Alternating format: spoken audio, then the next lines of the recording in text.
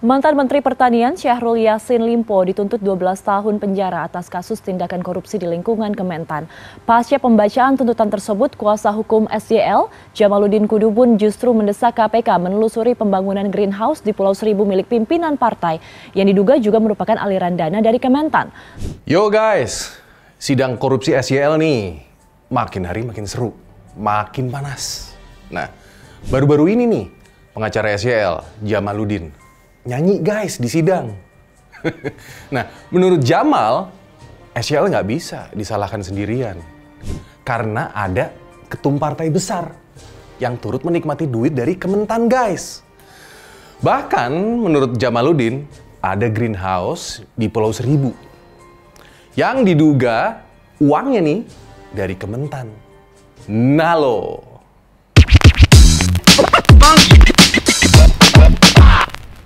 Kasus korupsi yang melibatkan mantan Menteri Pertanian itu menjadi sorotan publik, iya kan? Nah, nggak hanya karena besaran nilai korupsinya yang mencapai puluhan miliar, 44 miliar kalau nggak salah, dan 30.000 US dollar. Nah, tapi juga nih karena SYL mencoba menarik nama-nama besar nih sekarang nih, yang diduga ikut menikmati hasil korupsinya. Nah, hal ini guys yang menunjukkan gimana sih nih?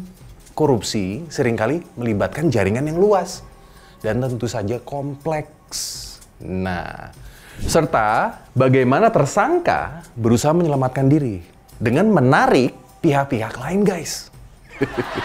Nah, SYL dituduh melakukan pemerasan terhadap pejabat eselon di Kementerian Pertanian. Iya kan? Nah, dengan jumlah total korupsi yang ditaksir puluhan miliar.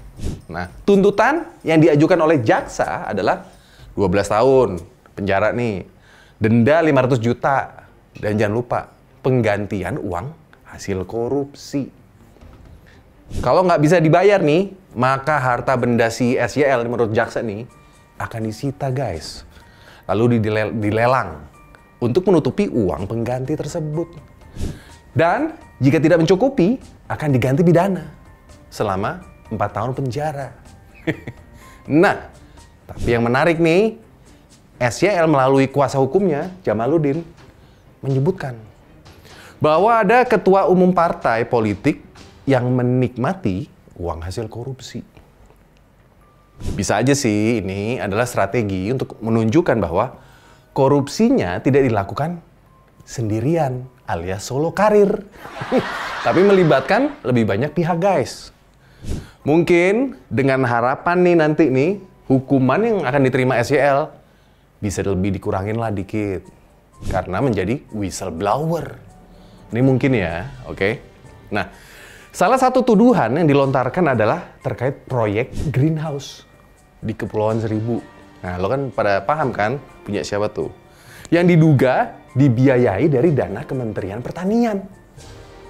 Nah, proyek ini disebut-sebut terkait dengan Ketum Nasdem, Om Bewok, yang memiliki sebagian dari Pulau Kaliage di Kepulauan Seribu.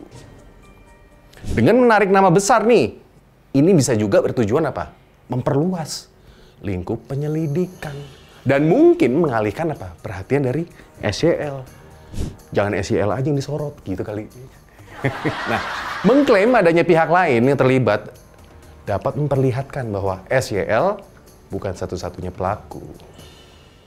Sehingga dapat mengurangi stigma negatif guys terhadap doi dirinya. Namanya gak usaha. Nah, tuduhan yang melibatkan tokoh besar seperti Om Bewok dan kroni-kroninya, nah ini akan menarik perhatian publik dan media massa nih.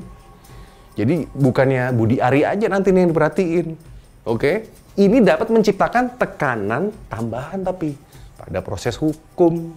Nah, tuduhan Jamaluddin dapat menimbulkan reaksi balik loh dari partai politik tersebut yang mungkin memiliki pengaruh untuk melindungi ketumnya guys. Pernyataan SYL memerlukan bukti konkret untuk bisa ditindaklanjuti oleh KPK. KPK harus menyelidiki nih lebih mendalam lagi untuk memastikan bener nggak sih ada aliran dana ke pihak lain nih yang disebut oleh Jamaluddin. Penyelidikan harus dilakukan menurut gua secara transparan dan adil lah. Tanpa adanya tekanan politik atau pengaruh dari pihak-pihak yang terlibat. Oke, ini penting nih untuk menjaga kepercayaan publik terhadap proses hukum, cuy. Kasus ini bisa menurunkan kepercayaan publik terhadap institusi pemerintah dan juga parpol jika tidak ditangani dengan serius dan transparan dong. Iya kan?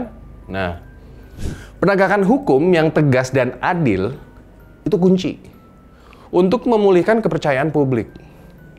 Kasus ini menyoroti perlunya guys, reformasi di Kementerian Pertanian dan lembaga pemerintahan lainnya kalau menurut gue untuk mencegah berulangnya kejadian seperti ini. Pengawasan nih harus lebih ketat, transparan. Dalam pengelolaan anggaran menjadi kebutuhan yang mendesak sekarang. Kasus korupsi yang melibatkan SYL bukan hanya sekedar tentang penyelewengan dana oleh seseorang pejabat tinggi ya. Tapi juga apa? Mencerminkan masalah yang lebih besar lagi menurut gue. Dalam sistem pemerintahan dan politik di sini, Indonesia. Nah, upaya SYL untuk menarik pihak lain nih dalam kasus ini menunjukkan bahwa korupsi seringkali melibatkan jaringan yang luas.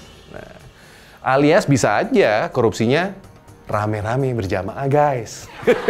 Beneran. Nah, klaim SYL dan Jamal harus didukung nih, tapi oleh bukti konkret yang dapat dipertanggungjawabkan di pengadilan nantinya nih.